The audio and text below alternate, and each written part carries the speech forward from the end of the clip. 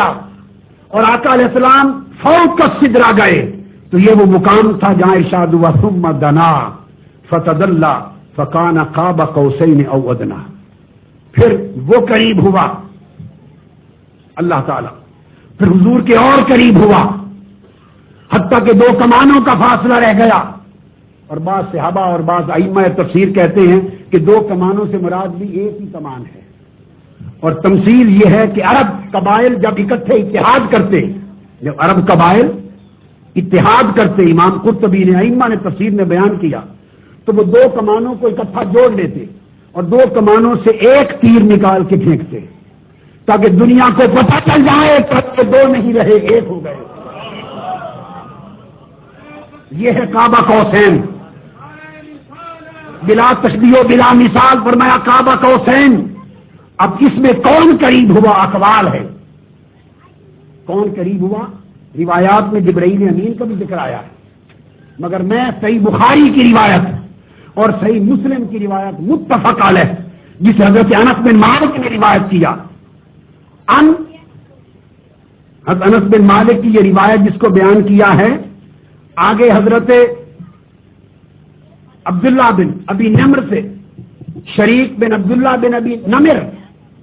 ان کی روایت ہے صحیح بخاری کی. امام بخاری نے اسے کتاب التوحید میں روایت کیا.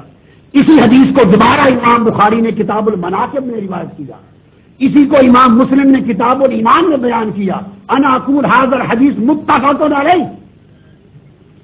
عند البخاری والمسلم. وہ بیان کرتے ہیں کہ آقا علیہ الصلوۃ والسلام کے بارے میں یہ ارشاد کہ ثم دنا فتدلی،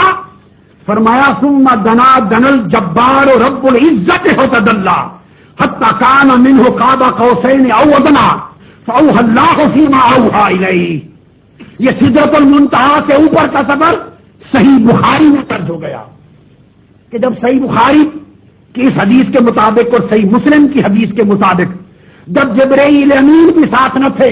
اور سدرۃ المنتہا 7 سماوات سب نیچے تھی تو آقا علیہ السلام آگے پہنچے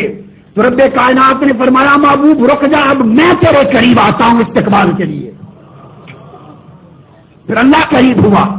وذات فی القرب فتدلی، دونوں کا معنی ایک ہے، قریب ہوا. پھر اللہ نے مزید قرب چاہا، دونوں کو تدلی ایک اضافے کے ساتھ. کان قاب قوسین، اور پھر اتنا قریب ہوئے کہ لوگوں کو سمجھانے کے لیے کہ 2 کمانوں کی طرح فاصلہ ہو گیا. چونکہ عرب مخاطب تھے، عربوں کو بتایا جا رہا تھا کہ جب تم 2 قبیلے فاصلے مٹانا چاہو اور اکٹھے ہونا چاہو اور دنیا کو پیغام دینا چاہو کہ آج کے بعد یہ 2 قبیلے 2 نہیں 1 ہو گئے ہیں، جو اس سے لڑائی کرے گا وہ اس سے لڑائی کرے گا، جو اس کا دوست ہوگا اس کا دوست ہوگا، اور ایک تیر نکالتے ہو 2 کمانوں سے تو میسج دیتے ہو کہ 2 1 ہو گئے. سن لو اسی طرح محمد محمد تھا، خدا خدا تھا، خالق خالق تھا، مخلوق مخلوق تھے، معبود معبود تھا، اب جو مقرب تھا تھے تو 2 اگر 2 کمانوں کی طرح اکٹھے متحد ہوئے اور ایک تیر محبت چلا اور دنیا کو بتا دیا کہ آج کے بعد ہے تو 2 اگر جو اس کا ہے وہ اس کا ہے، جو اس کا نہیں وہ اس کا نہیں.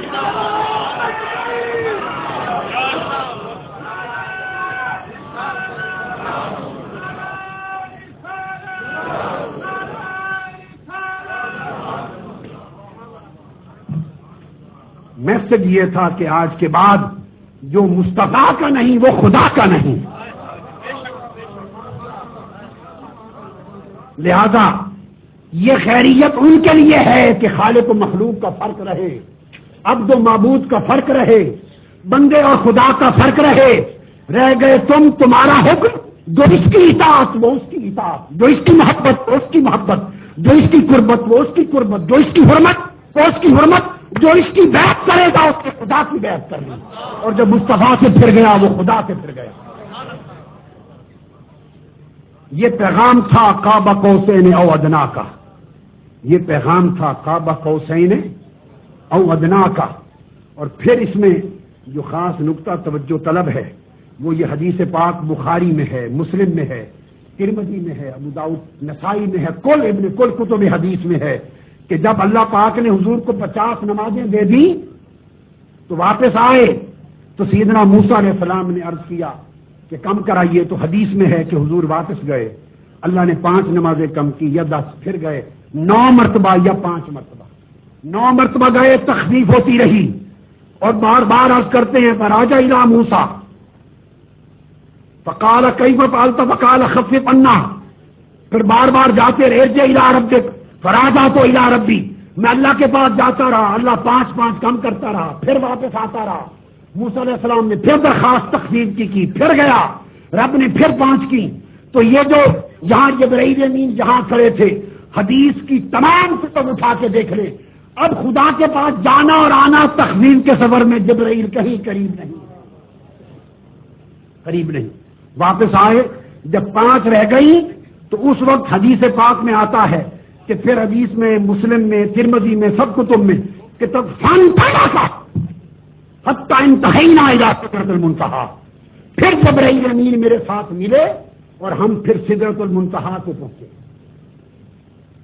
تو پتہ چلا کہ یہ تخفیف کی 9 مرتبہ خدا کے ہاں جانا،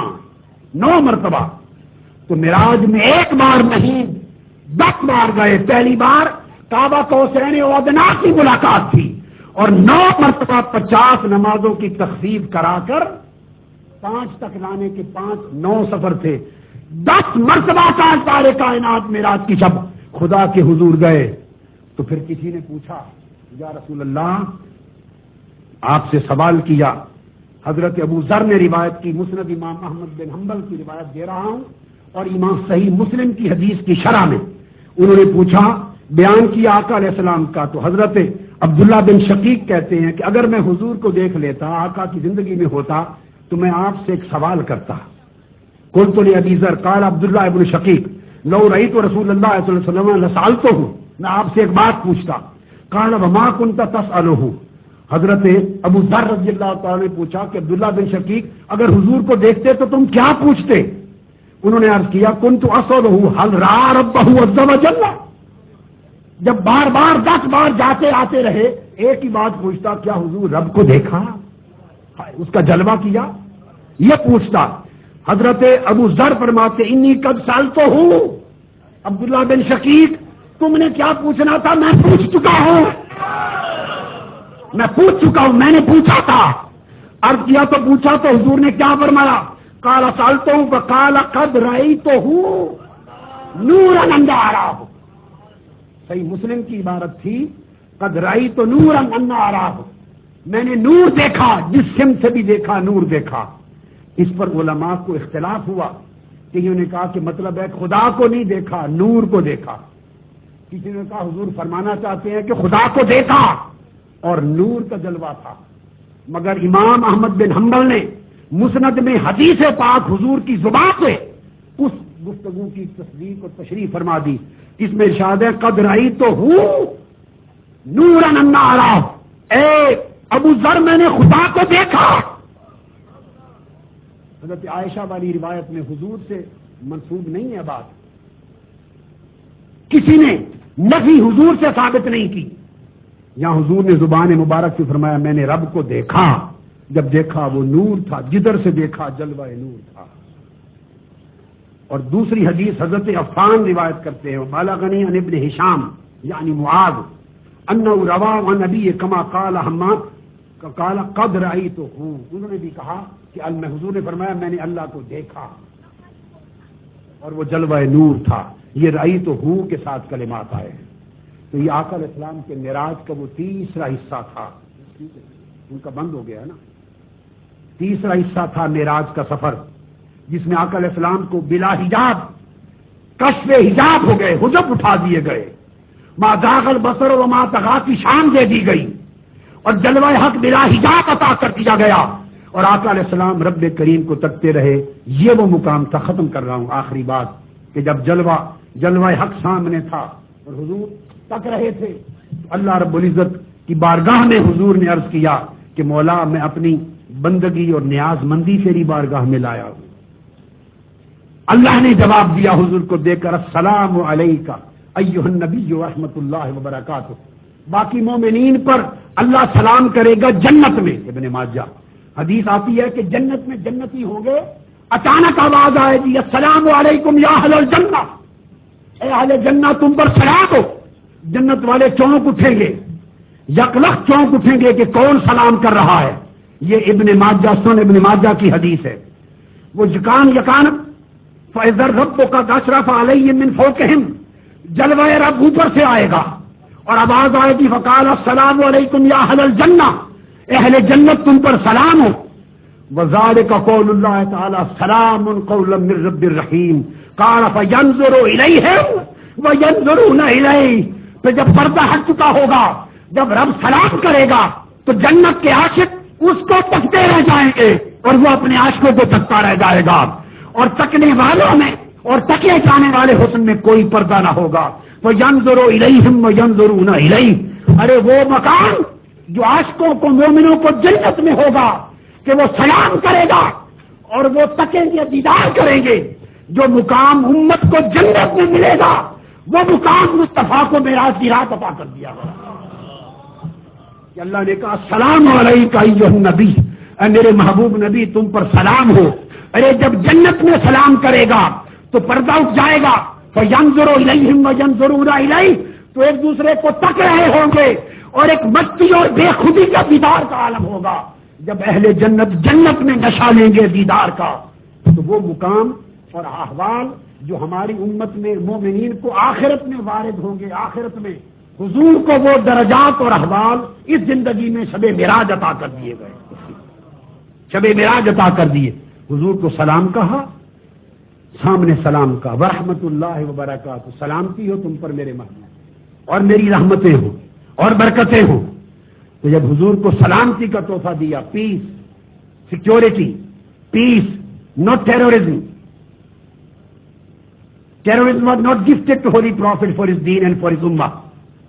The gift and present given to him in the Laylatul Miraj was the present of peace, present of love, present of affection,